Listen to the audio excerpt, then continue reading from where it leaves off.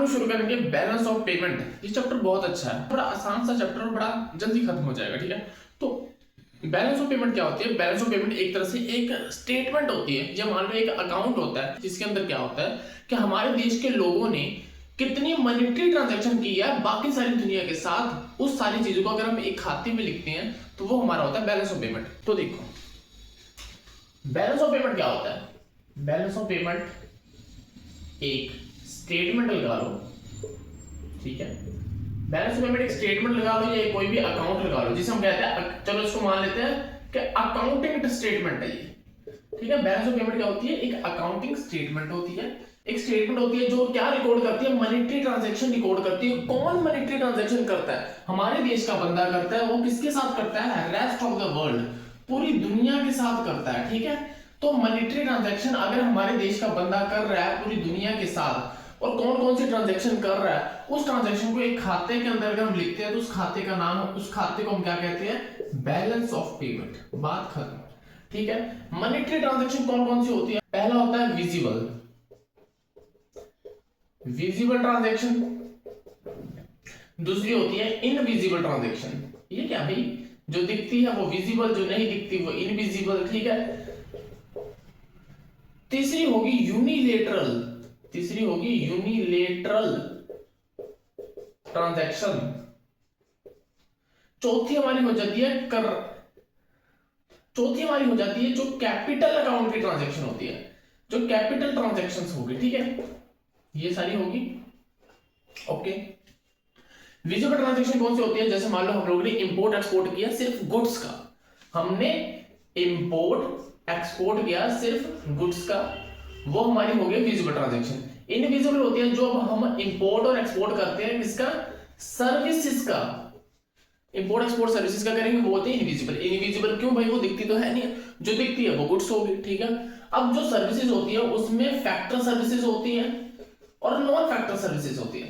Factor services वही होती है, उसमें फैक्टर सर्विसेज और नॉन फैक्टर सर्विसेज है। भाई फैक्टर सर्विसेज कौन सी होगी? भाई देखो, फैक्टर सर्विसेज हमारी सारी वो होती है लैंड, लेबर, कैपिटल और एंटरप्रेन्योर, और इनके बदले में अगर हम लोग कोई भी पेमेंट करते हैं वो होती है फैक्टर इनकम, ठीक है।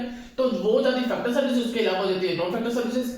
यूनिलेटरल, वाह वाह वाह, यूनिलेटरल ट्रांजैक्शन क्या होता है? एक चीज समझो, हम लोगों ने बात की थी कि ये होती है एक अकाउंटिंग स्टेटमेंट। अकाउंटिंग स्टेटमेंट का एक रूल होता है कि हम लोग डुअल कंसेप्ट को फॉलो करते हैं। डुअल कंसेप्ट मतलब डुअल एंट्री सिस्टम को हम फॉलो करते हैं। डुअल एंट्री का मतलब क्या है? मान लो गुड्स परचेज की है, तो अगर मैं कोई गुड्स परचेज करता हूं तो उसको मैं कैसे लिखता हूं? गुड परचेज को मैंने डेबिट कर दिया और उसके बदले में अगर मान लो मैंने पेमेंट कर दी है, पैसा दे दिया बाय बैंक और कैश जो भी है, तो मैं उसके डबल एंट्री लिखता हूं, ठीक है, जिसकी वजह से वो बैलेंस रहता है।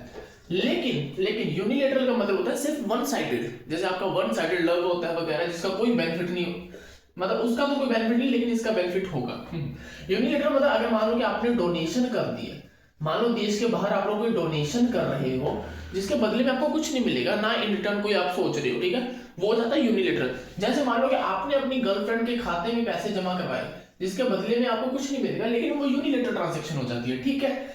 उसके बाद गिफ्ट वगैरह कह लो, गिफ्ट, ठीक है। कैपिटल ट्रांजैक्शन हो जाती है। कैपिटल ट्रांजैक्शन नॉर्मली वो सारी ट्रांजैक्शन हो जाती है जहां पर एसेट और लायबिलिटी में फर्क पड़ता है। जैसे हमारे देश के इंसान ने उधार लिया, बोरोइंग की बाहर से, ठीक है। अगर मान लो कि मुझे कहीं से, मैं किसी से उधार ले रहा हूं तो वो मेरी हो जाती है लायबिलिटी, ठीक है। तो वो सारी हो जाती है कैपिटल ट्रांजैक्शंस। बात खत्म हो गया।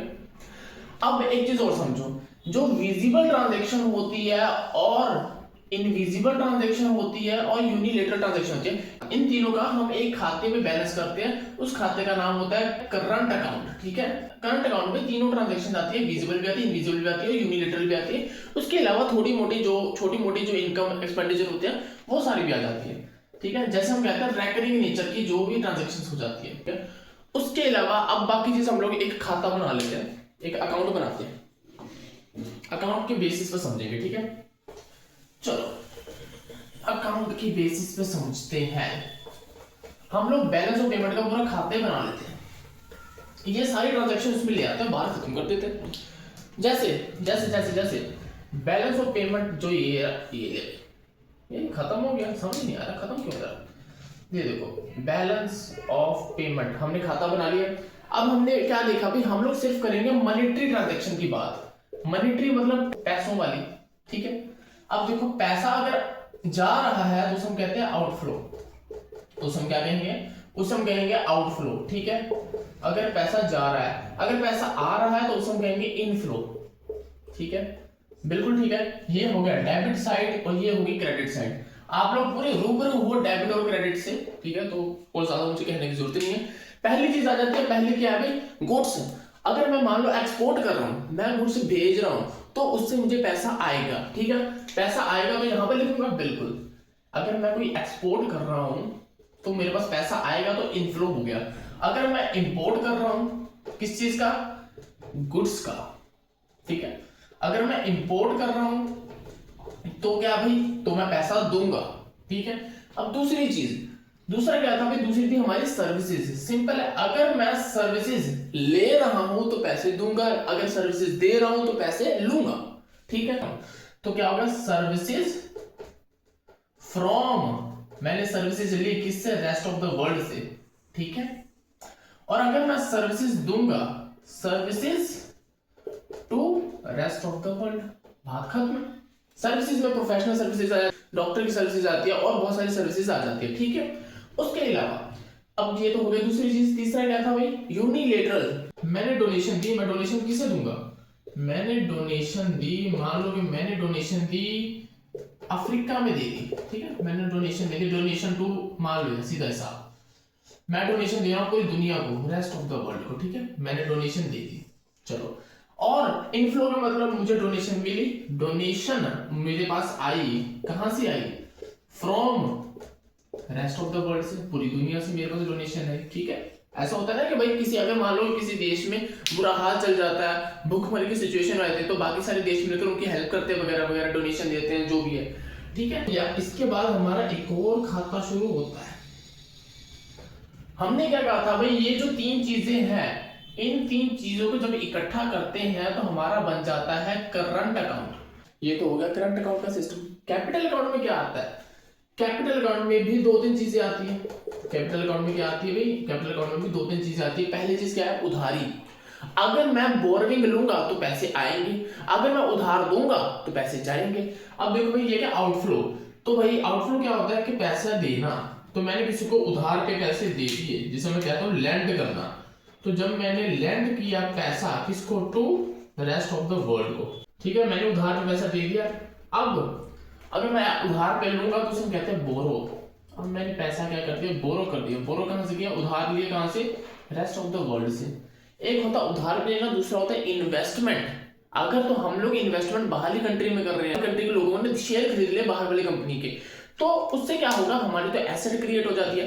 कैपिटल अकाउंट में मोड पर वो सारी ट्रांजैक्शन होती है जिनसे हमारी एसेट और लायबिलिटी पे फर्क पड़ता है, ठीक है। अगर हम उधार पे पैसा ले रहे हैं तो इसका मतलब हमारी लायबिलिटी क्रिएट हो रही है, अगर हम उधार दे रहे हैं तो इसका मतलब हमारी एसेट क्रिएट हो रही है, ठीक है।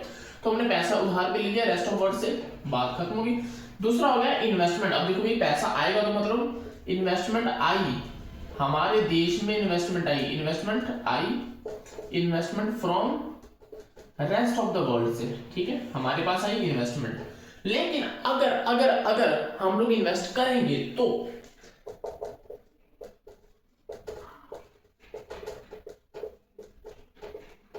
बस, ठीक है भाई, investment to rest of the world, बात होगी खत्म। इन्वेस्टमेंट दो तरह की होती है, आप लोगों ने सुनी होगी। एक होती है भाई FII, एक होती है FDI।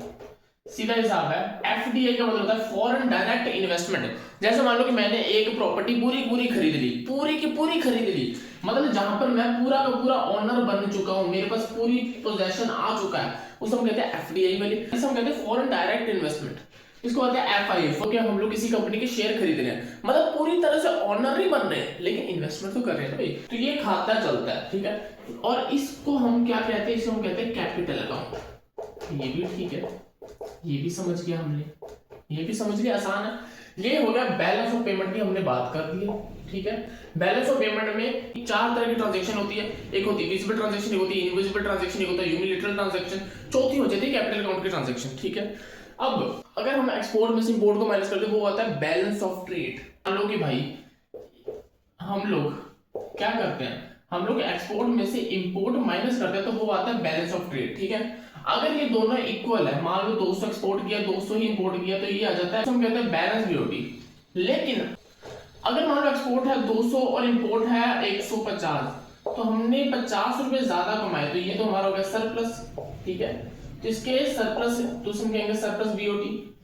उसके बाद आ जाता है, अगर मान लो कि भाई 200 का एक्सपोर्ट किया लेकिन 210 का इंपोर्ट हुआ, मतलब 10 रुपए क्या है हमें नुकसान हुआ, जिसे हम क्या कहेंगे डेफिसिट, डेफिसिट बीओटी।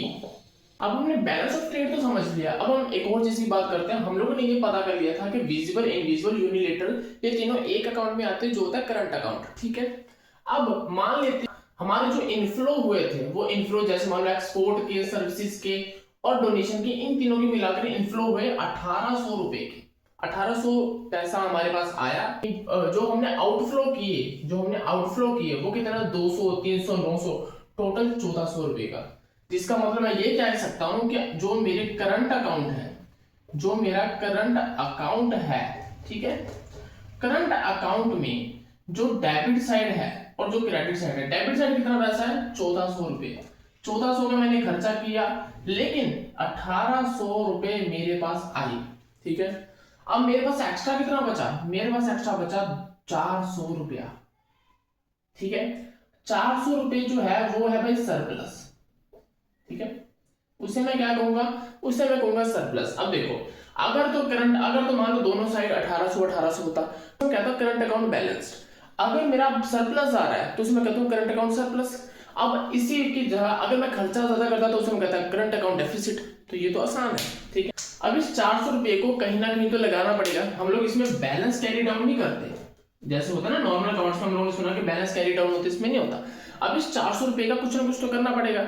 अगर तो ये सरप्लस है तो हम लोग क्या कर देंगे, किसी को उधार दे सकते हैं। जैसे ये रहा कैपिटल अकाउंट, कैपिटल अकाउंट का काम ही ये है कि भाई करंट अकाउंट में जो भी सरप्लस या जो भी डेफिसिट आता है उसे टैकल करना, ठीक है। अगर मान लो अब सरप्लस आ रहा है तो वो क्या करेंगे, या तो किसी को उधार पे पैसे दे देंगे या किसी कहीं जगह इन्वेस्ट कर देंगे, ठीक है। अगर सरप्लस की जगह डेफिसिट आता, नुकसान होता, तो भाई अब इसको बैलेंस करने के लिए कहीं ना कहीं से पैसा लेके आना पड़ेगा। तो उसके भी दो तरीके है, या तो किसी से उधार मांग लो या बाहर वाले लोगों को कहो हमारे पास आके इन्वेस्टमेंट करो। या तो उधार मांग लो या तो उन्हें कहो कि इन्वेस्टमेंट कर लो। बात ठीक है। एट द एंड आपका बैलेंस ऑफ पेमेंट जो होगा ना, वो सारा क्या होगा, बैलेंस होगा। बस हमें इसे क्या करना होता है, बैलेंस्ड करना होता है, बात खत्म है, ठीक है। लेकिन भाई कैपिटल अकाउंट में एक और नाम आता है। अगर मान लो कि कोई, अगर मान लो चलो डेफिसिट की सिचुएशन है, मान लो डेफिसिट की सिचुएशन है करंट अकाउंट में, ठीक है। अब प्रॉब्लम क्या है कि भाई कोई इंसान उधार नहीं दे रहा, कहीं से इन्वेस्टमेंट नहीं आ रही है। हम लोग जाएंगे बिल्कुल पप्पा of all bank that is RBI. हम लोग आरबीआई के पास जाते हैं। आरबीआई को कहते हैं भाई, आरबीआई कौन होता है, आरबीआई हमने सुना कि भाई कस्टोडियन है फॉरेन एक्सचेंज का। अब देखो आरबीआई के पास गए, आरबीआई अगर तो भाई देखो, अगर सिचुएशन है डेफिसिट की, डेफिसिट में, डेफिसिट है करंट अकाउंट में, ठीक है। इसका मतलब उसने खर्चा ज्यादा कर दिया। अब खर्चा मतलब हमारे पास डेबिट साइड ज्यादा है, क्रेडिट साइड नहीं है। डेबिट साइड मान लो कि 200 रुपए का है करंट अकाउंट में, ठीक है। अब हमें क्रेडिट साइड भी 200 रुपए लेके आने हैं। अब 200 रुपए हम कहां से लेके आएंगे, हमने मांग लिया आरबीआई से, बात ठीक है। आरबीआई ने दे दिए 200 रुपए, बात खत्म होगी। अगर मान लो कि सरप्लस की सिचुएशन होती है, भाई सरप्लस को भी कहीं पर लगाना चाहते हैं, ना हमें समझ आ रहा है कि हमें इन्वेस्टमेंट कहां पर करनी है, ना हमें समझ आ रहा है कि हमें किसी को उधार देना है, तो हम आरबीआई के पास जमा करा देंगे ना भाई। ये 200 रुपया हमने दे दिया किसको, आरबीआई को दे दिया। अगर सिचुएशन आती है सरप्लस की, तो ये होता है सिंपल ना। अगर हमारा बैलेंस ऑफ पेमेंट जो खाता है, एक अकाउंट है, वो बैलेंस है, पहले से ही बैलेंस है, तो हम कहेंगे इक्विलिब्रियम बीओपी। इक्विलिब्रियम बीओपी कब होता है, जब हमारा current account plus capital account is equal to 0 होता है। इक्विलिब्रियम कब होता है, इक्विलिब्रियम बीओपी कब होता है, जब हमारा करंट अकाउंट और capital account is equal to 0 होता है। जिसका मतलब ये है कि भाई debit side is equal to credit side. Debit side पे 200 है तो क्रेडिट साइड पे 200 है, एट द एंड कुछ और नहीं बचा, इसे हम कहते हैं बैलेंस्ड बीओपी। ठीक है। और अगर मान लो कि भाई साहब डेबिट साइड ज्यादा है क्रेडिट साइड कम है, मान लो क्या है कि भाई यहाँ पर है 400, यहाँ पर है 300, ठीक है, तो ये क्या भाई नुकसान है, तो इसे हम कहेंगे डेफिसिट बीओपी। और अगर सरप्लस है तो सरप्लस बीओपी, बात खत्म हो जाती है। यहां पर हमारा ऑलमोस्ट चैप्टर खत्म हो गया।